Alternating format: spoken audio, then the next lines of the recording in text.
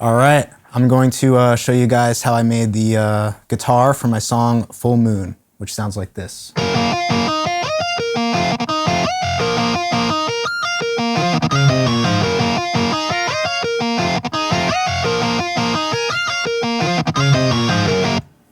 All right, so first, how I start most of my riffs is I figure out a little reference riff. So I knew I wanted to do something that had a bit of a tapping part on this string.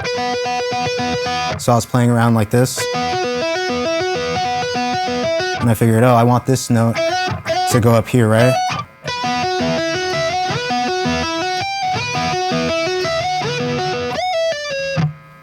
Made that reference riff, right? And then I recorded the reference and then punched in all of the individual notes so that every note was perfect and quantized perfectly. So this is what it sounds like after I've punched everything in, and I also pitched it down as well.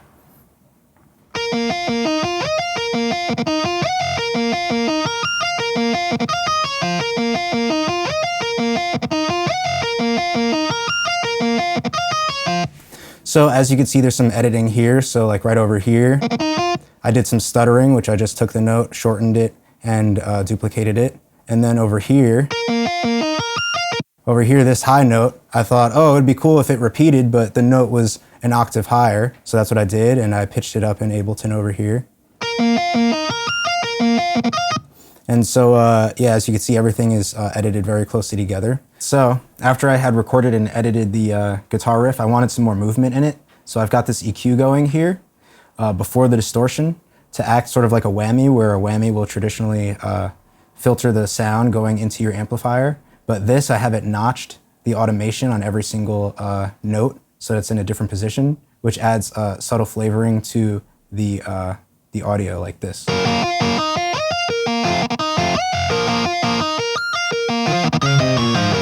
And it adds a specific flair to this turnaround here, which without it, you could hear it like this. It's a little more stale without it, but with it on,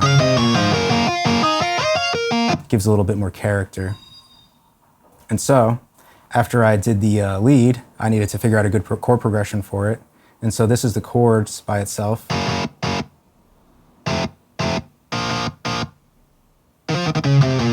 So pretty simple chords, and then on the turnaround, I just wanted it to follow the same notes as the lead to give it some structure. And then, aside from that, I also have this harmony here.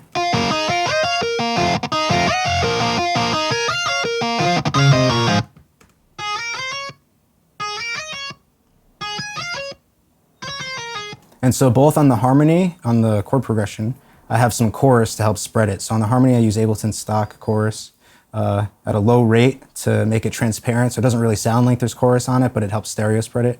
And I do the same thing on the rhythm guitar, but on here I use Guitar Rig's flanger chorus at a low speed as well with the width up.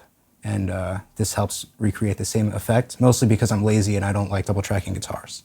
So, but I think it sounds pretty good. And then on the repeat, I have the same lead, but with some reverb and delay.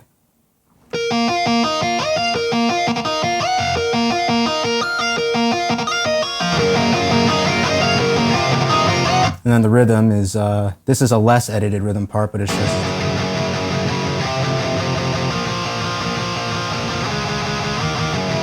there's some definite edits that you could hear that I just chopped. I do like when it sounds more digital, so I will duplicate parts like that.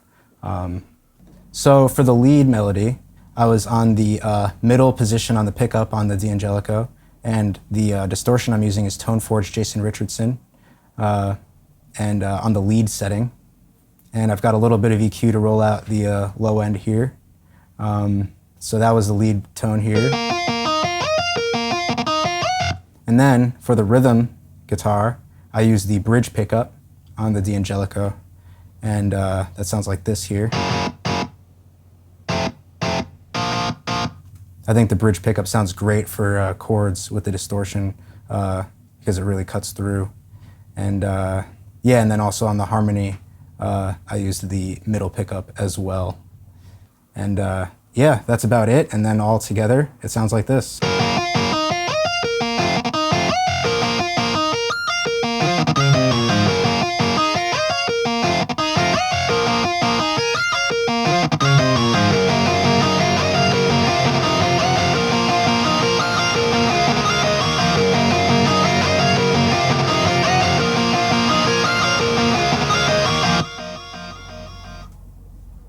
And that's how I made the guitar.